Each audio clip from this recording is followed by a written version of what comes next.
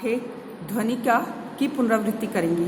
ध्वनि पाठ के कवि हैं सूर्यकांत त्रिपाठी निराला जी।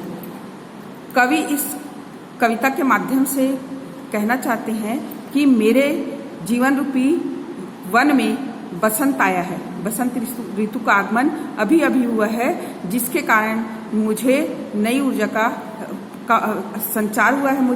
मुझे नई ऊर्जा मिली है। जैसे वन में, जंगल में नई बसंत आने पर पेड़ पौधों में उत्साह आ जाता है और मेरे वन मृदुल बसंत अभी ना होगा मेरा अंत। वैसे ही जैसे बसंत आने पर पेड़ पौधों का जीवन उत्साह में हरे भरे हो जाते हैं, वैसे ही मेरे जीवन में अभी अभी बसंत आया है, इसलिए मेरा अंत अभी नहीं होगा।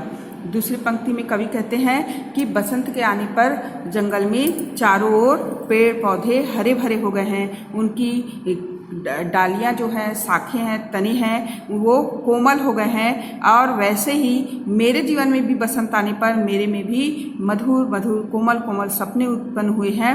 तो जो बसंत आने पर पेड़ पौधे में नई पत्तियां, नई कलियां, नए फूल हैं, वो अभी आलस्य से भरे हुए हैं। उनके आलस्य को मैं दूर करूंगा और उनमें एक उगते सूर्य की किरणों के समान उनमें एक उत्साह और नई आशा भरूंगा, जिससे कि उनका आलस्य दूर होगा। नए सपने उनके सजाऊंगा और अपने प्यार भरे हाथों को उन पर फेरूंगा।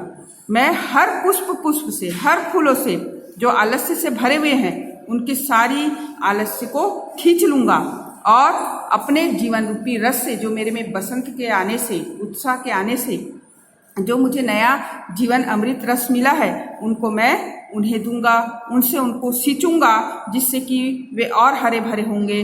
अर्थात मनुष्य जीवन, नवयुवक, नौजवानों जो उदास हैं, जो निराश हैं, जो आलस्य से घिरे हुए हैं, उनके जीवन से मैं निराशा और उदासी को खींच लूंगा और उनके जीवन में नए सपनों को सजाऊंगा।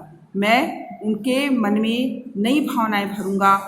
और आगे कवि कहते हैं कि मैं उनको ऐसा रास्ता दिखा दूंगा, द्वार दिखा दूंगा फिर उनको, है मेरे वे जहानन, जहां मेरा इतिहास है, ऐसा इतिहास जिसका अंत नहीं होता। ऐसे कार्य, ऐसे महान कार्य जो कभी समाप्त नहीं होते, जो इतिहास में अमर हो जाते हैं। मैं नए वर्ग को, नए युवक को, आने वाली पीढ़ी को, अपने भविष्य को ऐसे रास्ते दिखाऊंगा कि वे महान कार्य करें, सुख और समृद्धशाली जीवन जिए और अपने जीवन को सुखमय बनाएं और अपना जीवन अच्छी तरह से जिए, एक सफल जीवन जिए, इतिहास में नाम कमाएं और सदा अमर रहें। इसलिए कवि कहते हैं कि अभी ना होगा मेरा अंत। तो जब हम महान कार्य करेंगे और अपने जीवन को आदर्शयुक्त बनाएंगे तो हमारा अंत कभी न होगा। इस कविता के माध्यम से कवि लोगों को निराश या उदास होने की अपेक्षा अपने जीवन में नई क्रांति, नई ऊर्जा, नए उत्साह, आशा का संचार करने की शिक्षा दे रहे हैं। इसके साथ ही ये पाठ समाप्त हुआ।